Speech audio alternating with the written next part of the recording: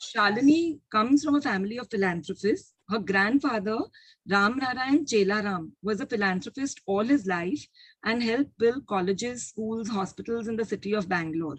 So philanthropy runs in her blood. She has been on her giving journey for the last 40 years. What better way to start this segment? And Shalini, a warm welcome. She has been doing amazing work, but I won't take time. I'll let her tell us about her journey. And thank you to Parul for helping Shalini to really curate the whole thing for her. She spent a bit of time. Shalini has been doing so many things that it was difficult even for us to help her to get it together in 3 or 4 slides. So Shalini, over to you. Thank you everybody for being here today. Thank you Parul and Rachna for this wonderful opportunity. I would like to start by saying something that really touches me. It is a saying from my spiritual master, which is love all, serve all. This to me is the maxim for humanity. Love as thought is truth. Love as action is righteous conduct. Love as feeling is peace. And love as understanding is non-violence. I have been blessed to be in value education, a course, a study for the last many years, over 39 years. But when I started this in the Satya Sai Baba organization, little did I know that it would pave the way for whatever I did in life, and values would be an integral part of service activities in villages too. Yeah, so we're just going to share the screen. I would request Bhagyashree to share her screen for the presentation, please.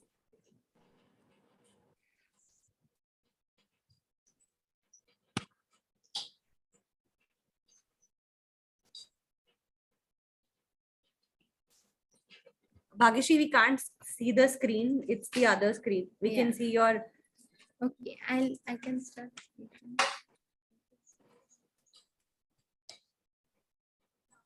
No, we can't.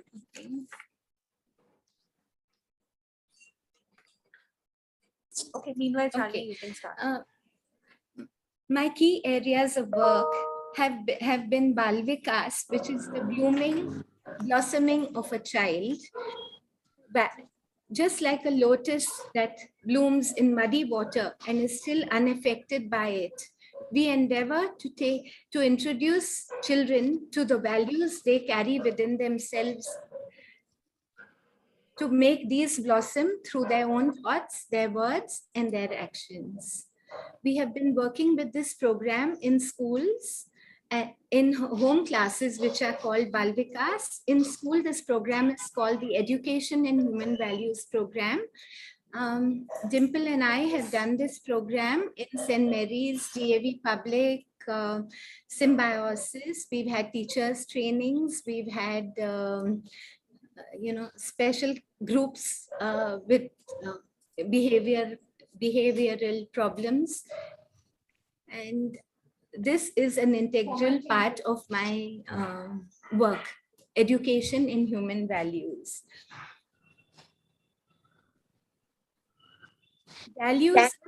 Values are gems. Values are gems hidden within us. Values cannot be taught. They have to be caught. Values are within each of us and they have to be pulled out, like truth, love, truth, peace, compassion, non-violence. An effort has to be made to look inward and to see what is going wrong with our lives at different points in time. Because when we watch ourselves, in life, we all get an education. And education is for a living. But to balance ourselves and live our lives with care, using our values from within us, that is the proper way each one of us would aspire to live. We may have a doctor who is very educated and yet very rude and says to a patient, I will not operate on you if you don't have the money. You know, so it is, character is the end of all education. Character building is a very integral part of Bal Vikas and education in human values. We endeavor to introduce the child to themselves and show them that they carry a wealth within themselves. The wealth is of values, and values have to blossom inward out.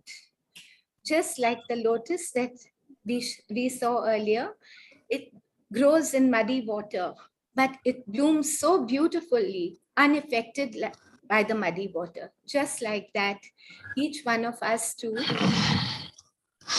has to be unaffected by our surroundings and give out our best through thoughts, words, and actions. Sant Gadge Maharaj is a school in Koregaon Park. I have been going there since 2004. The school provided a lot of courses for the children from the community, which is children of caregivers, drivers, plumbers, you know. And when I was at school, we realized that while trying to take value education classes in the school, there were a lot of behavioral problems. And so we had to start by doing something called a non-violent communication workshop. It began with school, which had a lot of needs. School had its own demands, from renovations to infrastructure, to appointing teachers, to training teachers, to finding funds for the teachers, etc. But doing non-violent communication was so helpful that we saw children change with value education and non-violent communication. We have many visually impaired children in school today.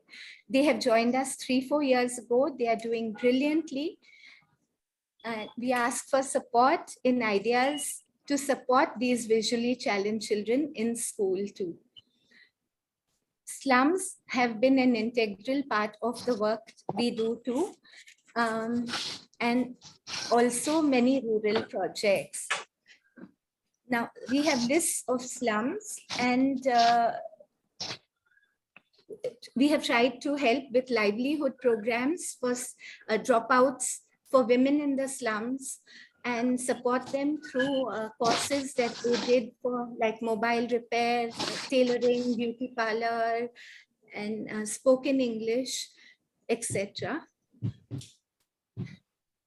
COVID for me was a game changer, because working in the slums, then ITC, I am part of the Rotary Club of Khadki and the Inner Wheel Club of Khadki as well. During COVID, ITC decided to send truckloads of things for caregivers, like chocolates. Just a sec, Shalini. Shalini, just a second. Bhagyashree, I think you need to change the slide. What's the slide that you can see? Now rural projects. So this is correct. Sorry, Shalini, please continue. Okay, I'll go to rural. Yeah. Okay. So I'm during COVID, we went into many rural areas, and that was really a game changer, because going into the rural areas, we realized the basic needs that were so difficult for them, like umbrellas, raincoats, gumboots. People were being bitten by snakes. I didn't know I'd ever have to look for 600 pairs of gumboots just for Panchet area. And things like that. They have a lot of problems they had a lot of problem for basic rations. So during COVID, it was a time just to send as much ration as we could into different areas, like Khamgaon, Ambed, various parts of different parts of Panchet, Bherwadi, and Wangini area. Wangani is a village that I have been working with. Wangani is near in Thane district, and Wangani is an area where there are over 180 visually challenged families. These 180 visually challenged families are all mostly hawkers. 90 of them are hawkers. Some of them are musicians. Some of them are begging. And this picture that you see in front of you is Sambhaji. He heads the visually challenged group. He's an amazing person who got in touch with me last year. And he asked for any source of livelihood, some work, some machine, if we could supply them to make some scrubbers. So we sent them a machine to make scrubbers. All his communication with me was recorded, and I would send him back recorded messages. And he is such a noble person that he never thinks of himself. He just thinks of the whole community as his own family, his own large family. So working with him, I realized we could send, we had to send material like machines for livelihood. We sent a scrubber making machine. They wanted a huge agarbatti machine with the packaging done for them. And so the designing for the packaging was done. They needed a vehicle to use as an ambulance, to buy and deliver goods, buy raw material and deliver goods. So this was a need they had, which we were able to get for them. And I forgot to mention that when in the rural areas, farmers have a huge problem. Farmers have so many problems that it would be wonderful if we could all go rural and really help. They rent a tractor for 1,000 rupees per hour, and they don't usually have that much money to do that. They need small machines, rice tilling, they need power tillers, they need cutters, bush cutters. So we have tried to give them those machines in the villages. Women in the villages were traveling 10 kilometers to get 10 kg of atta ground. So we got some atta chakkis in those villages. Basically, when we go into villages, everything is need-based. You don't plan. You just go there, and then when you realize the need, the project gets decided. The last project I had gone for was for brick workers. And I mentioned this to Parul, and Parul and Rachna, and Rachna said she would like to be involved, and she kindly sent us 170 tarpaulins. In the rainy season, every May, we need a lot of tarpaulins because I have over 5,000 pictures on my phone of different areas with needs, and we can't reach out, but they are on the list of things to do. And if we could get corporate help, it would be wonderful. And SVP is doing such great work, and I'm glad to be a part of SVP and looking forward to great projects together, the village way. Thank you all. We have a small 30-second clip that we want to show. As you saw, Shalini has given you an update of so many things that she has been doing single-handedly. No, not single-handedly. Sorry, I have a team of Sai devotees. I'm a devotee of Satya Sai Baba. I have help volunteers who always want to do service activities. So when a project comes to mind, we do things together with them. And then I'm part of Rotary, and Rotary now wants to. During COVID, we did ITC's food distribution. I handled it for them. We had over 180 trucks of things that came from ITC. And things were stored at the Gadgi Maharaj Vidyalaya. And then a lot of volunteers helped, and it was possible. I would request Bhageshi to now just play the clip, please.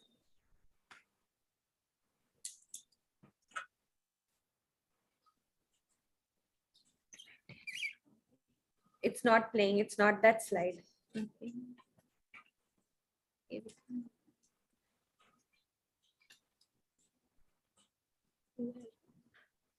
While they're finding it, Shalini, thank you so much. I think your journey has really been inspiring to a lot of us here.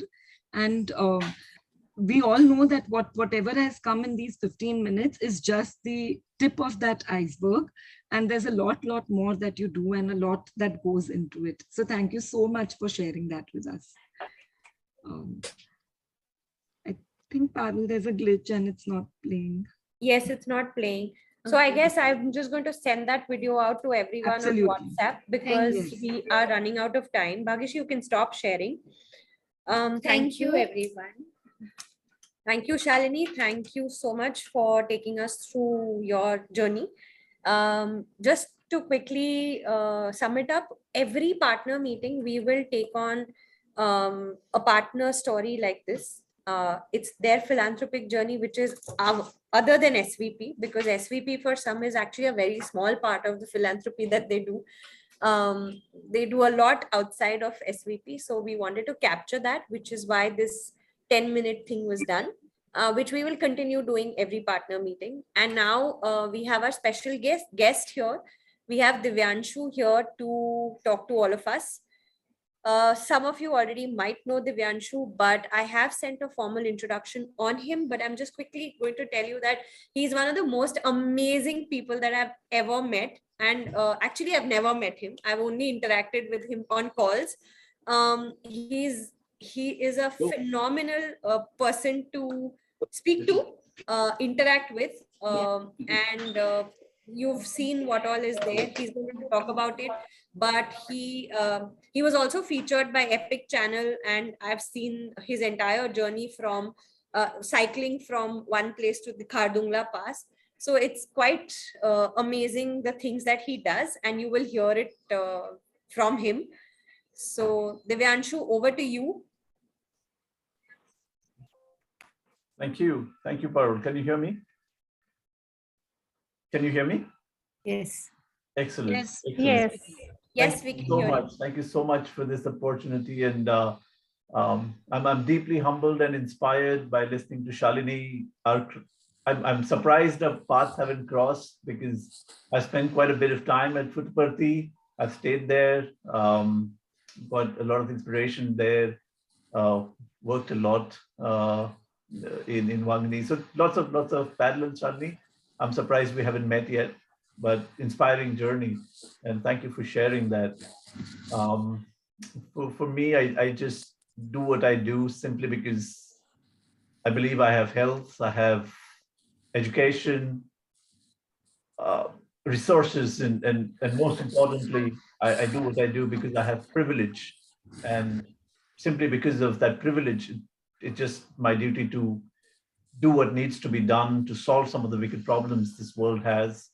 And the most wicked problem is, for me, my community, the challenges that my community faces of persons with disability. And just to give you a quick background and context, I know I have 30 minutes. There's a lot to cover, so I'm going to be a little fast. But just to give you a context, I have lived 19 years of my life as a non-disabled person, quote unquote non-disabled person, because I never knew I had a disability. Before that, I was called able-bodied. And then at 19, I woke up blind, and that just changed my life entirely. And I can say that for the better now. Back then, it was traumatic. Having completely lost my sight, I went to rehab. I was told the best I can do is make chalk or cane furniture or become a telephone operator. I've been stubborn, so I managed to channelize that. I said, no, you can't decide for me what you can or cannot do. And I wanted to do IT because way back 30 years ago, that was a booming industry. That was a upcoming industry. So I was told I can't do that. And, ended up having an extremely successful career in information technology and assistive technology, man-machine interfaces, machine thinking, what we know commonly now as AI.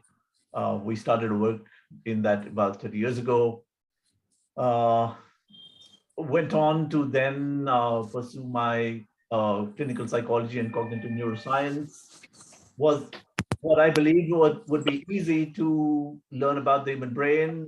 Didn't turn out to be so easy from the perspective that I was denied education simply because I was blind.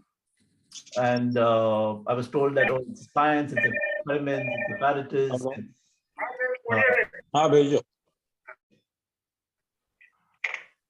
it's all of these, and blind people can't do it. So I had to fight a legal battle. Ended up having an amazing experience and career in the field of cognitive neuroscience over the past 20 years now. Went on to continue to do my adventure sports, which had a huge break, largely again because adventure sports and disability don't go in the same sentence. So I was told, oh, you can't climb mountains now that you're blind, you can't fly, you can't do any of these things. But I was just fortunate that I was able to persist, and ended up also following my love for the outdoors, my love for adventure, and then what I realized really was the fact that that in 2014, when I ended up becoming one of a solo blind pilot, I realized that I'd spent 7 long years of asking 3 instructors every single day if they would teach me how to fly. And each time they simply said, blind people can't fly. And they said, we can take you for a solo ride, we can take you for a joyride. And like, I do not wish to go for a joyride, I wish to fly by myself. And that took 7 years. Flying is so easy, everybody can do it. I wonder why nobody believed.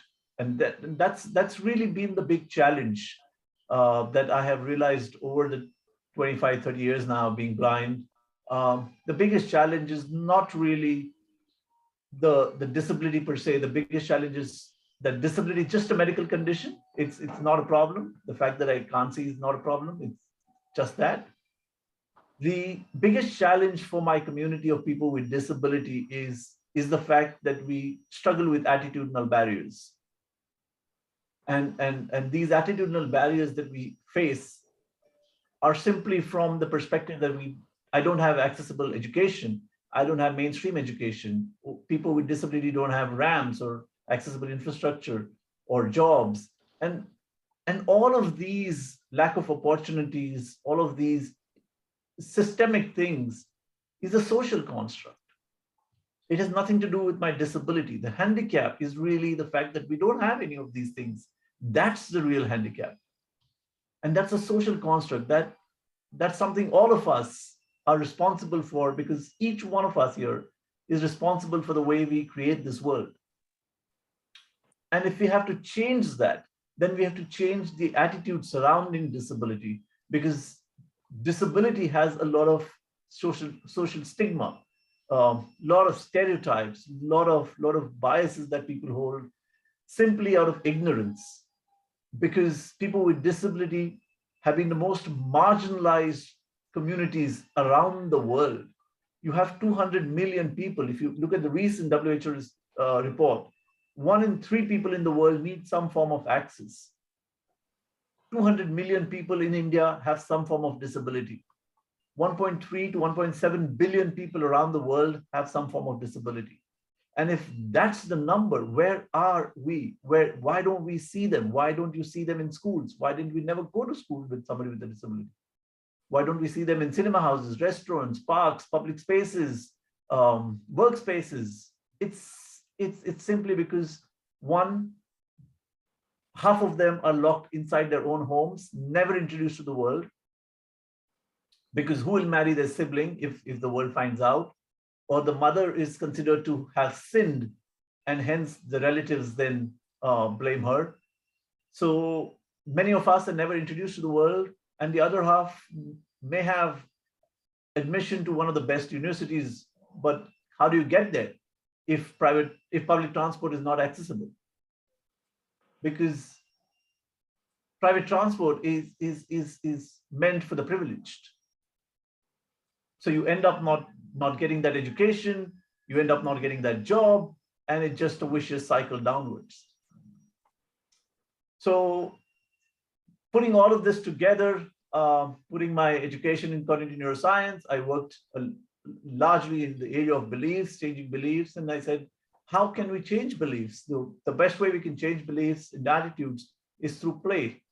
And in 2014, we set up Adventures Beyond Barriers Foundation, a not-for-profit to promote outdoor and adventure sports for persons with and without disability. The objective or the underlying philosophy is really simple. It is, we believe that we can discover more about a person in an hour of play than a year of conversation. When people with and without disability come and play together as equals, they dialogue, they converse, they become friends, it builds empathy.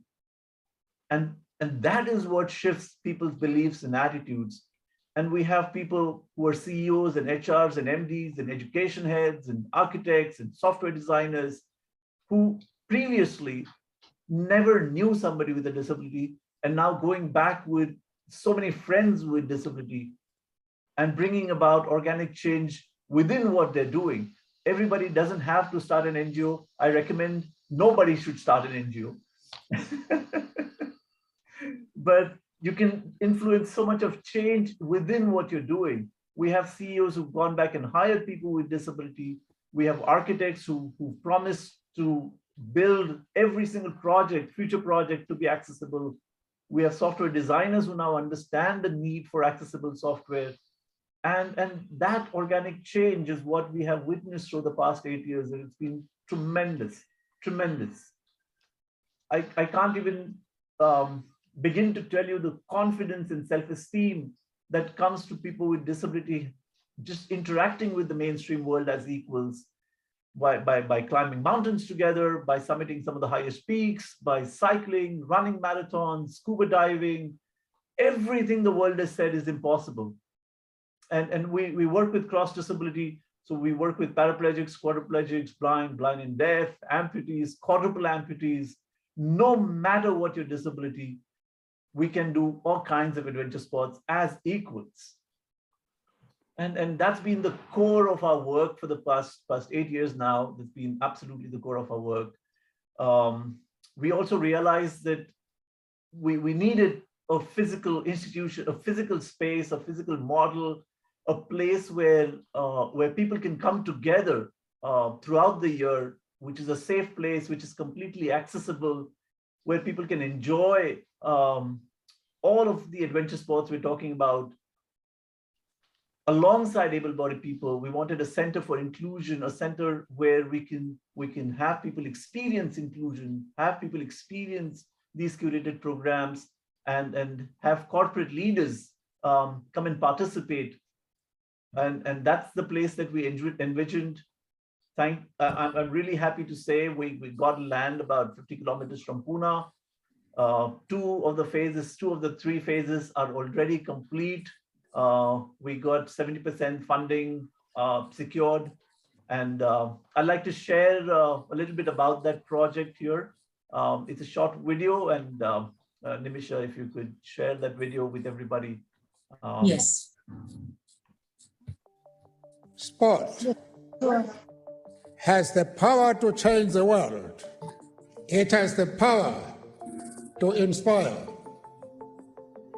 It has the power to unite people in a way that little else does. Sport can create hope where once there was only despair. You can discover more about a person in an hour of play than a year of conversation. Adventures Beyond Barriers Foundation was set up in 2014 with a singular vision to make disability inclusion in the mainstream a reality. Play helps build empathy, fosters dialogue, and builds friendships that changes perspectives and helps shatter attitudinal barriers around disability.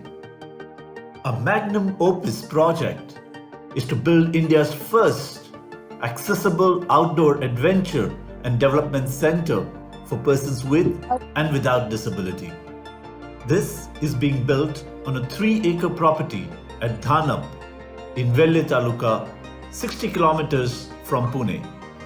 This beautiful space is nestled amongst 3 forts of the great Maratha king Shivaji, namely Tona, Rajgarh and Sinhgarh, and is abutting the backwaters of the Gunjavni Dam. We envision this place to be completely accessible and promote outdoor sports such as tandem cycling, trekking, swimming, wheelchair basketball, blind football, or simply camp out under the starry skies. A place where people with and without disability can play together as equals, building friendships and shattering all stereotypes around disability. With our sights set on the future and the future of jobs, we envision a vocational skilling and training center to help people with disability learn skills which will enable them to thrive economically. We invite you to partner with us and invest in building a world of equity, equal opportunity, dignity, access, and a place where no one is left behind.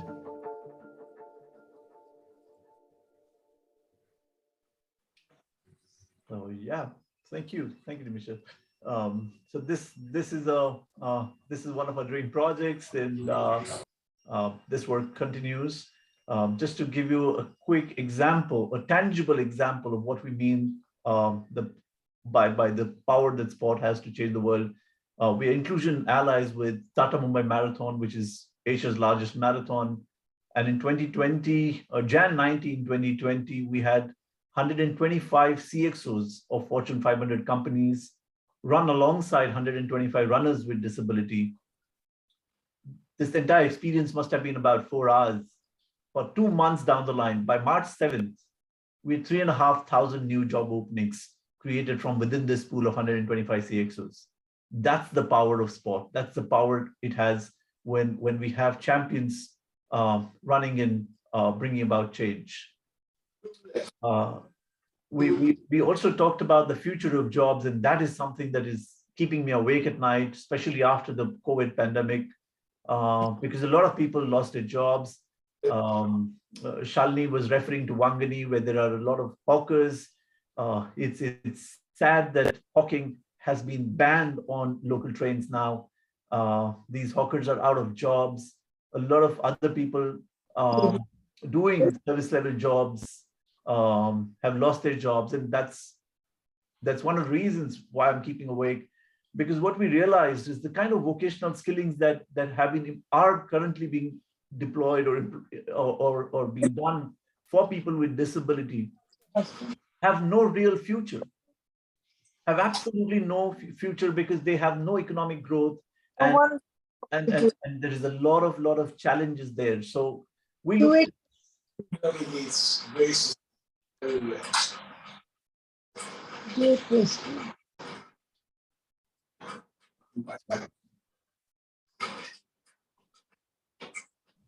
sorry, I don't know. Can you hear me? How does it become vital? Yes, we can. But can I just request everyone to mute? Everyone else, can you please mute your audios, please? Thanks. So we finally stepped into vocational skilling largely because I said there are 5 parameters we really need to look at. One is that if you look at the large mass of people with disability, the demographics that they come from, they have very low educational backgrounds. So 10, 12, or maximum of graduation degree, which that degree we all know has no real meaning. But at best, they have a graduation degree. A large chunk of them cannot speak English. Only 5% of Indians can speak English, in fact. And people with disability are good in Vernac, that's their strength, but English is... Coming again on Monday. Very good. The third thing that we looked at was the fact that people with that the vocational skilling that we provide should be inoculated from AI, robotics, and automation, because that's a huge threat. In the next 3, 5, 10 years, most of the entry-level jobs are going to disappear. And that's where majority of people with disability are currently employed, or that's the kind of approach right now, and that's going to disappear. So we're going to have a huge challenge on our hands there. The fourth thing we looked at is that whatever skilling is imparted, they have to thrive economically. If I train somebody in housekeeping today and he gets 10,000 rupees in a corporate environment, that's great today. But 10 years down the line, he's still getting 10,000 rupees, which really amounts to nothing. So there has to be economic growth. They have to thrive economically, and that has to be the focus. And lastly, we're looking at minimal migration from tier 2, tier 3 to urban metro cities like Mumbai, where they're actually better off in a tier 2 in terms of many other metrics. But when they come to cities like Mumbai, they then end up in places like Wangani and Shalu, and the really squalid conditions. And then the quality of health, quality of life really deteriorates. So these are the 5 main parameters we kept in mind whenever we are planning a vocational skilling. And one of the courses we launched was to train people with disability in becoming pro-cycle certified mechanics. There's a huge potential there. This is a huge industry where people with disability can really thrive economically. And all these other challenges do not come in the way. We're looking at some others, and I have more intelligent people on this call than I can ever find. And that's something I feel we all can come together and brainstorm as to what could be the future of jobs that will ensure these 5 screening criteria met. We are looking at some others, like, for example, we're looking at medicinal mushroom harvesting and training them in producing medicinal mushrooms, which again has a huge market. So things like that. This is something that also we'll be doing at our campsite at Welle. From corporate perspective, I'm not going to get into the basics in hygiene and everything that people are doing. I'm going to be talking about some of the challenges and what we can do and what we need to stop and really look at it radically. I feel from a corporate perspective, the first thing we need to do is representation. I cannot emphasize that enough, that we just don't have representation. What I see in corporates is there is one D&I head expected to know the lived experiences of all minority communities. That cannot happen. That just cannot happen. So you need to have representation. Some corporates also say that we have disability employees as part of that. That cannot be, because there is a conflict of interest. They cannot speak their mind, because also there is a threat to jobs are hard to come by. So you cannot have them as the exact objective people on the committees making some of these policies, designing your internal cultures. So first thing we need to do is representation. The second thing that I really need to stress upon is we need to really invest in building cultures of inclusion. Most of the corporates are focused on diversity. Diversity is easy because you can count and measure, and fancy reports can be given at the end of the year. But it doesn't count if I don't feel counted. It doesn't count if I don't feel belonged. It doesn't count if I'm not valued. And those are more important things than numbers. Numbers will come if we build cultures of inclusion. The challenge with building cultures of inclusion is that it takes time, it takes investment, and you may not have everything that can be counted and measured. Cultures of inclusion are intangible. We don't have tools, but you'll know it when you experience it. And corporates really need to invest in that radically and heavily. The third thing I feel the corporates need to stop doing is job mapping. I understand the need for job mapping. It's easy, it's low-hanging fruit, it's quick things that can help. And I'm not saying that the fact that some of the people with disability are hired, that's fantastic. But job mapping is extremely ableist. Job mapping is extremely inherently discriminatory. It has inherent biases in it, because who decides what someone can or cannot do? I was told 30 years ago that all I could do is make chalk. Who were the people deciding for me what I can or cannot do? So when we create job mappings, there are inherent biases that creep in. And the second part of creating job mappings is also the fact that we're not creating aspirations. Why can't every single job that we post be open to somebody with a disability?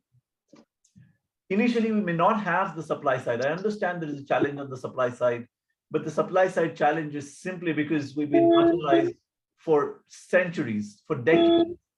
And it's only now that we're starting to move the needle. So we are going to have challenges on the supply side, but that will change when we create aspirations. When I can go back to my community and say, look at these various openings, you can do anything. If you put your effort, you will be able to do anything, because all these companies are now equal opportunity employers in terms of all these jobs are open. You could apply to any one of them, and you're not going to be discriminated based on your disability. That's something that we really need to start doing. We also need to start investing heavily in mainstreaming people with disability. What I mean by mainstreaming, I see a lot of and I understand what I'm saying might be radical to some, or might come across as offensive, but trust me, I'm coming from the community, and I lived experiences what I'm sharing here, that often we invest in special schools for the blind. I have no idea why in the 21st century do we need special schools for the blind, because they grew up isolated for 17 years of their life. They grew up in isolated, institutionalized organizations that are based on charity. And then in the next 5 years, they're expected to really perform in a corporate setting. That's akin to getting somebody from Papua New Guinea and then expecting him to function effortlessly in New York. That just can't happen. Technology is come of age, and there is no reason why many disabilities need special education. They can be very easily integrated in regular schools, private schools. Of course, private schools are run as a business. So what we need to do is tell private schools, here's a technology center, here's a resource center. We will ensure special educators are paid for, but start integrating them in mainstream education. I can guarantee you that if students with disability are integrated in main school education, inclusive education, by the time they're 16, they're good to take on the world. They will not need any help of any NGO. And we can start doing that in 1/10 the cost. So these are just some examples of what I mean by investing in mainstreaming. Corporates could also not just look at employment. Employment is a myopic approach. You can't hire endless amounts of employees. What corporates could also look at is strengthening the ecosystem. So not just having employees, but also having vendors and preferred vendor partners. Jimmy is coming. I'm not coming. You could have your suppliers with disability. You could talk to your suppliers. The entire supply chain, the entire ecosystem could be looked at from the perspective of integrating people with disability in various aspects, and that really will then have a huge snowball effect. So yeah, those are just some suggestions and opinions. I'm of course open to having more conversations. This is a very short, very snapshot kind of concise thing of very many things we can do together. But thank you. That I just thought that I should share some of these things that are most important, and also listen to what you have to share, what may be your challenges, and what may I offer from the perspective of my community. Will be happy to answer those in a candid conversation. But thank you so much for Divyanshu, thank you for this space. Divyanshu, the presentation was really fantastic. I mean, I never realized the entire gamut of the situations that you have gone through in various phases. It's an eye-opener, and you're right. We need to mainstream the thing so that the ring fencing goes away, and then we all emerge as a stronger and better, and in a situation which is wonderful for everybody. Thank you, Divyanshu. Thank you so much. Thank you so much. I couldn't have said it better. The only thing you should always keep in mind is I'm not the exact representation of my community. I'm extremely privileged. Most of the people in my community are not. I understand. So just that. That's the only difference.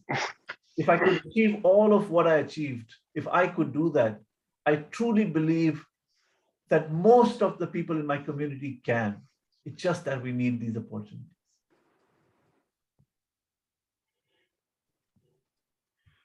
We have I Shashi think we who's can raised put- her hand. Shashi, would you want to go next? Sorry. Hi, thank you for such a wonderful delivery. Very touched, very moved with what you have accomplished personally and the kind of space that you're creating for the rest of them to bring that equity in the most amazing way that it can be. Congratulations and salute you for that effort. The one thing that I have to offer, if you need, is I do work with a couple of NGOs in the space of different abilities, and one of them being a 61-year-old NGO called Association for People with Disabilities in Bangalore. That's right. And they have a horticulture vertical, and we have worked with them on some projects, and one of them happens to be mushroom cultivation, not necessarily the medicinal mushroom cultivation, but mushroom cultivation and few others, where we connected them with the head of the horticulture department in Bangalore. So she's retiring this year. Her name is Meera Pandey. Right. And she personally was very keen and interested in spending her time in a space like this. Wow. So she was volunteering herself for APD at any lengths to help them.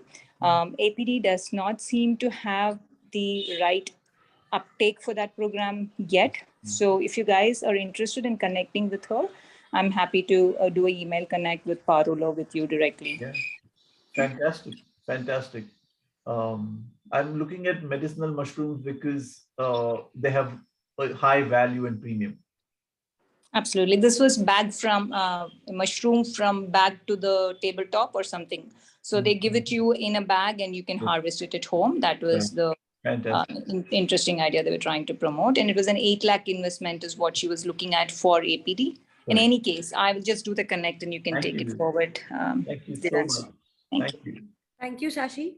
Shalini has raised her hand, so I will give it to Shalini. Divyanshu, I want to just repeat what Shashi said. I feel exactly the same. We salute you for your great work.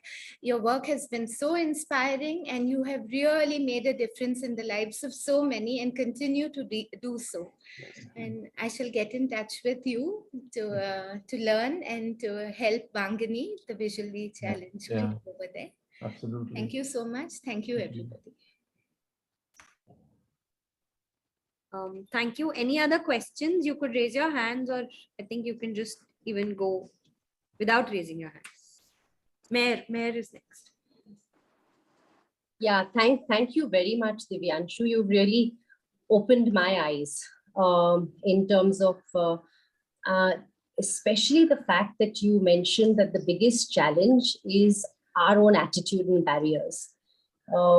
That really struck a chord with me, and just our biases out of ignorance. And I just wanted to say in terms of, is there something that you can help with educational institutions to mainstream kids with disabilities? you know, like I really agree with you. If you have a separate school, for the blind, you have separate school for disabilities, society will never mainstream. So are there any thoughts that you have, which we don't have to discuss here today, but I'd love to hear some of your thoughts in terms of the educational space and what we can really do to include kids with disabilities? Fantastic. Absolutely. More than happy to show you some models that already exist. There are some schools that are doing fantastic work. I do spend time with them. And for example, just at the top of my head, there's a school called DPS North at Bangalore, Yelahanka. Okay. The principal is Manju Arif. She has 300 students with disability, all various disabilities, beautifully integrated with 6,000 other kids. Oh, wow. Okay. And it exists right here in our country. And I'm like, come on. How lovely.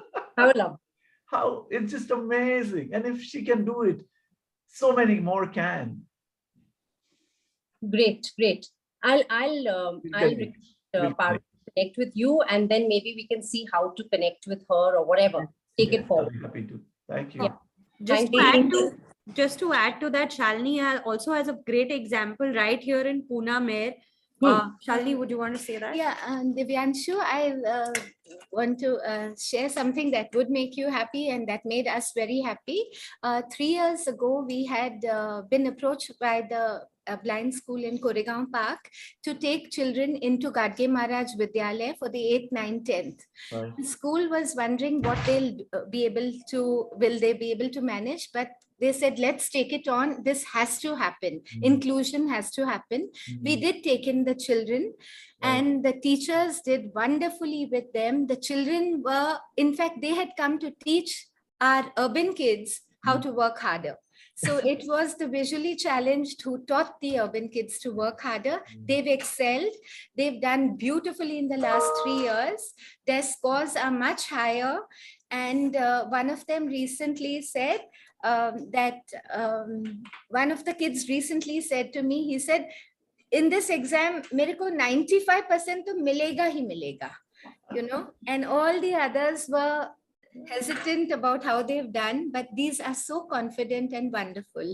Absolutely, Shalini. Just that. And there are 60 of them. Yeah.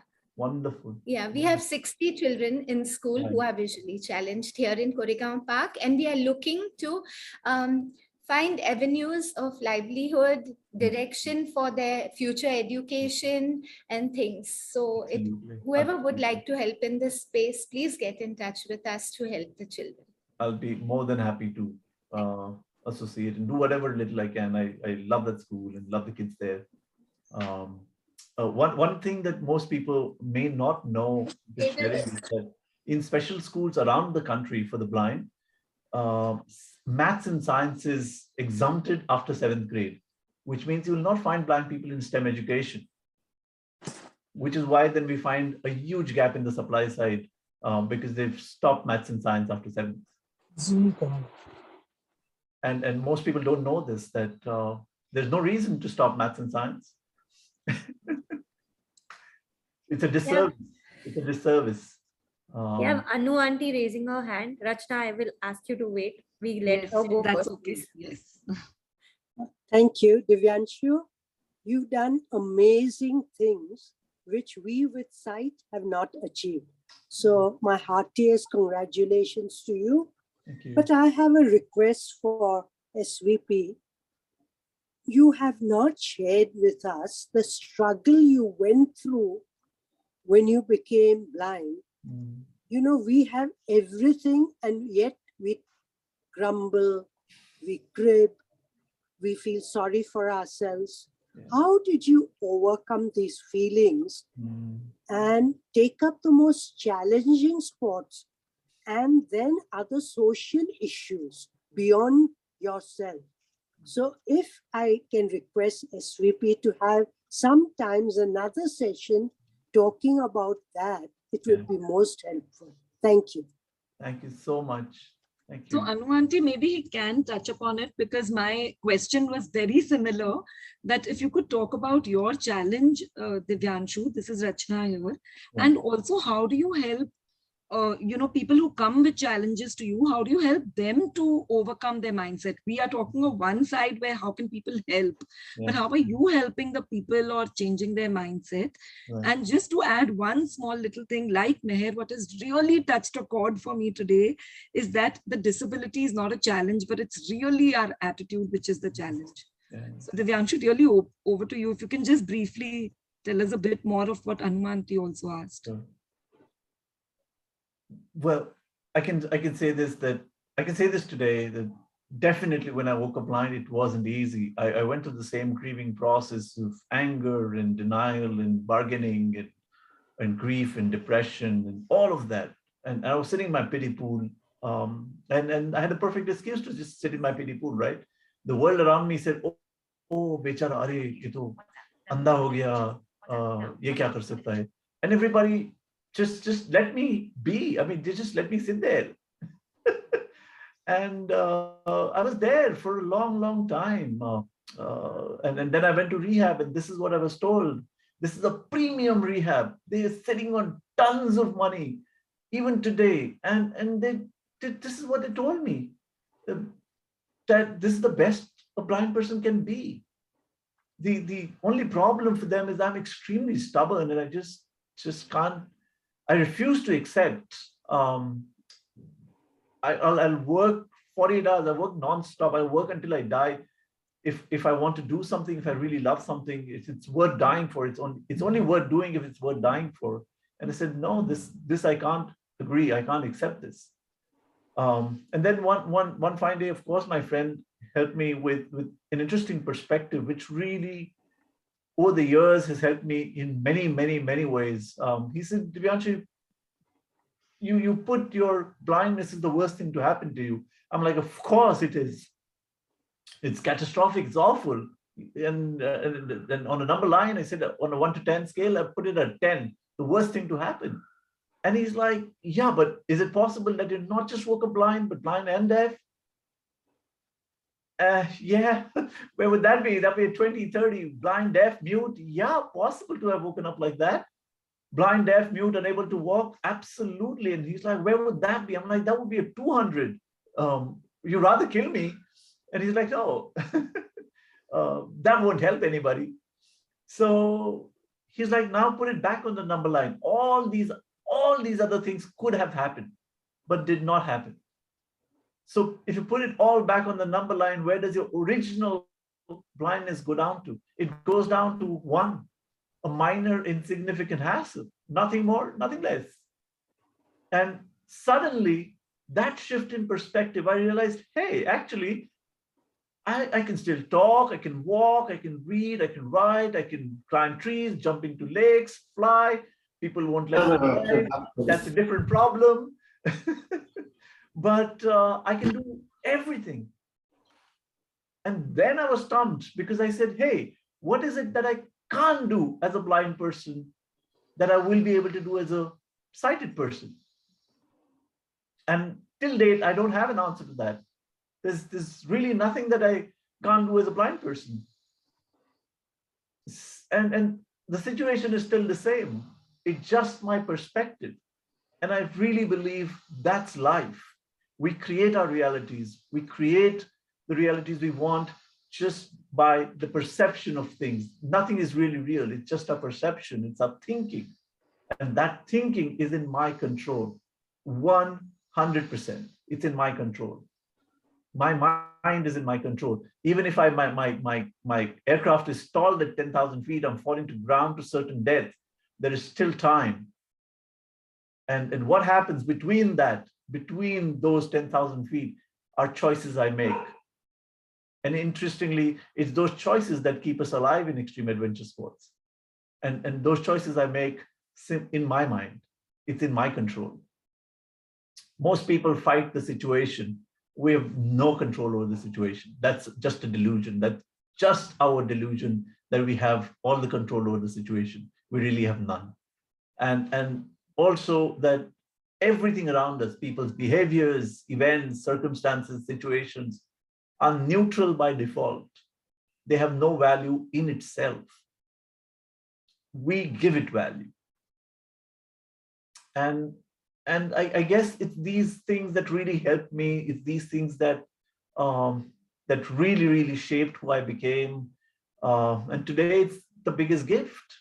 Blindness is the biggest gift I have because it allows me to see the world from a very different perspective. It allows me to be this person. There's a beautiful line in The Little Prince, this book by Saint Antoine Exupery, that says, what's essential to the heart, what's essential to the heart is invisible to the eyes. And I think that couldn't be more true. So yeah, I just see differently. And I do what I do because I believe I have to. It's my duty. I will plant, even if you convince me that the world is going to hell tomorrow, I will still plant that tree. And that's just who I am. If not me, who? And if not now, when? We have to.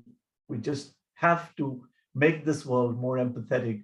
We have to create a world where nobody's left behind.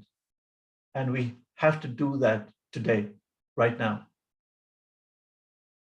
Sorry. Sorry. Everyone's like spellbound and silent.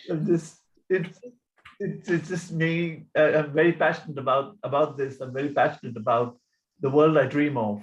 And I want to see that world come true. Hey, Parul, with your permission, we will all unmute and give a huge round of applause, you think?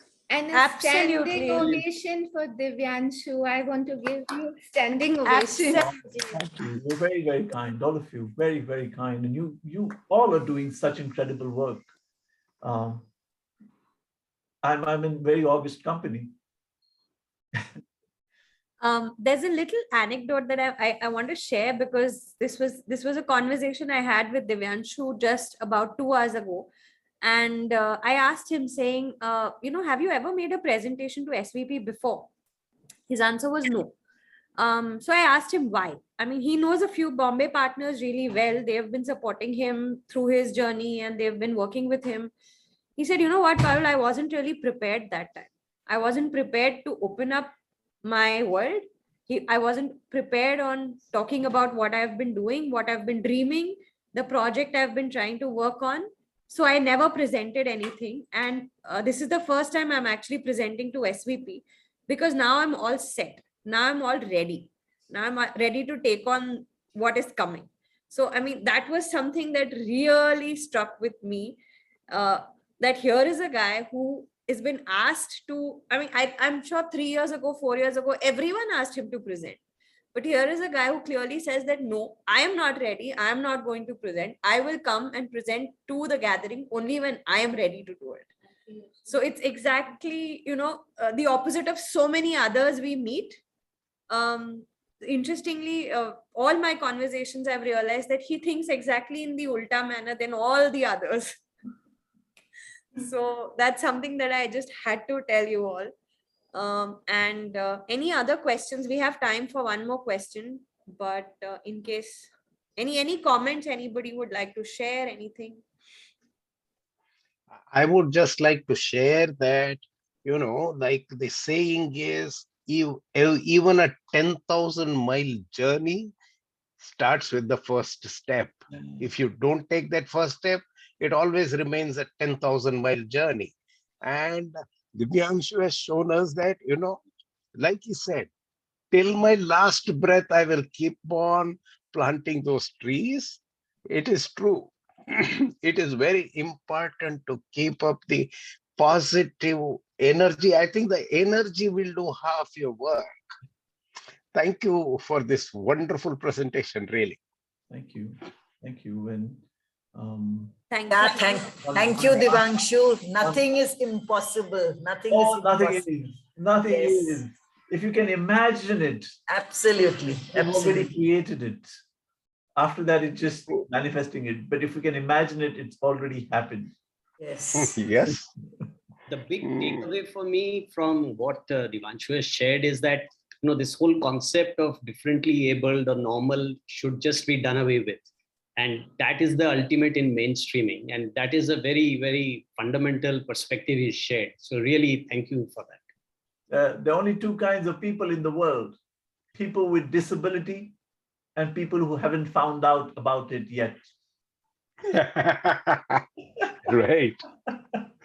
That's right. And that's it's for all of us. It's for me today. It's for our future selves. We have older parents. We have pregnant women. We have children. It's for all of us. It's a beautiful world if we can create a world of empathy where we think of everybody, and everybody's included, and everybody's invited to dance. So thank you, and let's together build that world.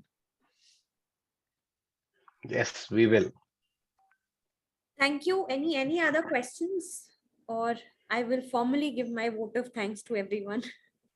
Yeah, just before that, Parul, maybe you could, check with Divyanshu whether we can share this, because it needs to reach a wider audience and it can do a world of good.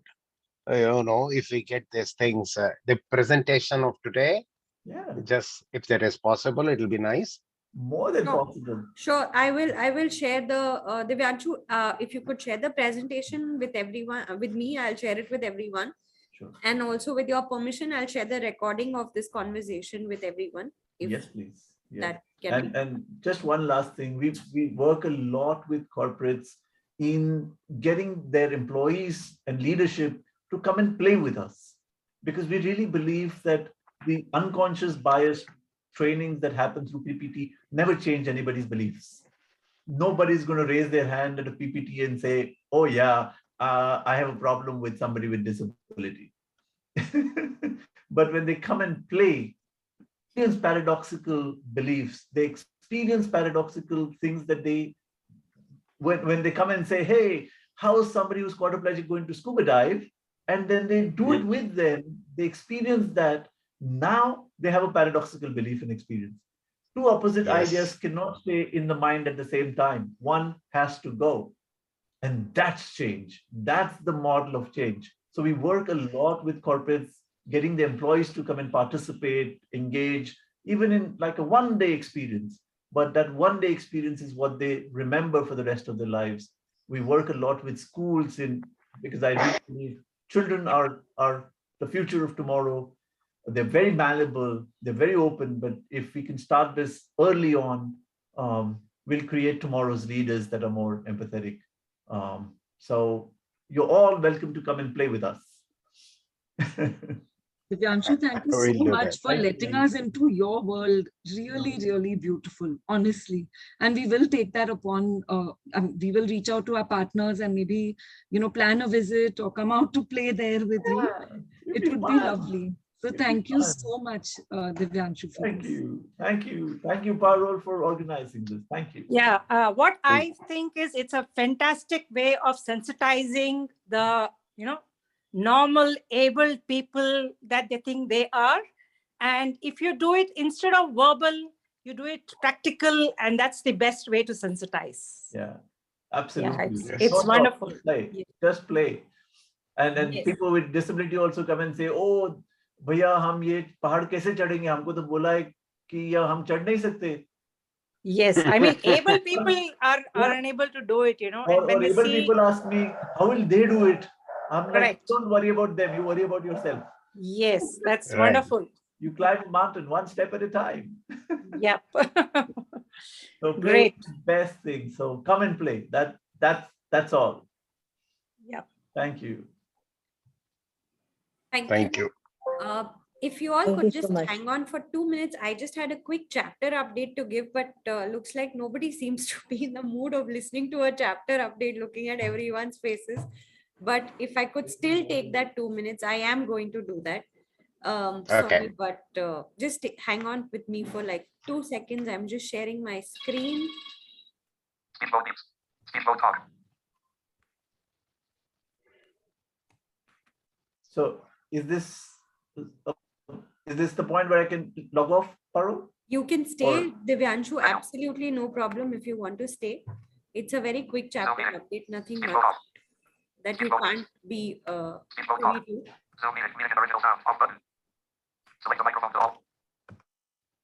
Can you all see my screen? Yes. Okay, so I'm just very quickly going to run you through the latest updates. We are at 34 partners, 9 corporate partners. We are currently doing 1 CSR project and we have 7 investee NGOs we are working with. These are just some quick highlights that I wanted to bring out. Prayatna, which is again a disability NGO that works with mentally challenged young adults, has opened a little cafe at Tata.com. I'm saying little, but it's a big step for our young adults. It's really a big step for them.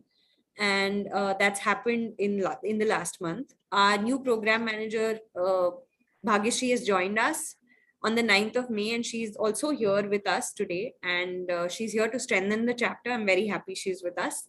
IT just completed 1 year of the MOU period, and we are underway with the 2nd year now. We have a NGO pipeline. These are some names that we are looking at, but I would request all partners to even suggest more NGOs if you think of. I'm also going to be talking to Divyanshu about more on his work and how we can be of help to him. We had a recent corporate meet in the last Friday actually, and it was an amazing meeting. We had 6 of our corporates who had come in one room, and we discussed a lot of possibilities of what SVP can help, how SVP can help them, and what all can we do together. We had 2 NGO visits organized, and if you all would have seen, we've started sending you all a monthly calendar with all the events, all the visits. That's going to be a regular feature which you all will receive around the 15th of every month for the next month. That's for all of you to plan your calendars so that you can join more and more events. This is a little bit about our working groups. So for all of you, working groups are groups that have been formed at the SVP India level. And some of our partners have been a part of this. Working groups actually are for partners who are willing to contribute more at a national level for SVP as a whole. I am going to leave these charts with you. I will send these to you, but these are 4 working groups where we need partners to come and volunteer. You can join one of the working groups and contribute to all the work that they've been doing. So this was just what I wanted to actually talk to you about. I'm going to share the working groups with all of you. Take your time. You can ask me multiple questions of what the working groups will do, how can you support, etc., etc. But do nominate yourselves for the groups. It will be an interesting journey. You will interact with partners from across SVP India, other chapters. So all in all, it will be a lot of new things, a lot of new learning, which is beyond what is happening at the chapter. So yeah, that's from me. Thank you. Thank you, Parul. Thank you. So that was it. Do nominate for the working groups. And thank you, Sashi. Thank you, Rakesh. Rakesh just dropped off, but there are partners who joined us from different chapters also. And thanks so much for that. Kusum was here too. Bangalore partners, Bombay partners. So thanks again. Thank you so much, everybody. Great work, Parul. Thank you. Thank you, Sashi. Thank you. Thank you. Bye. Bye.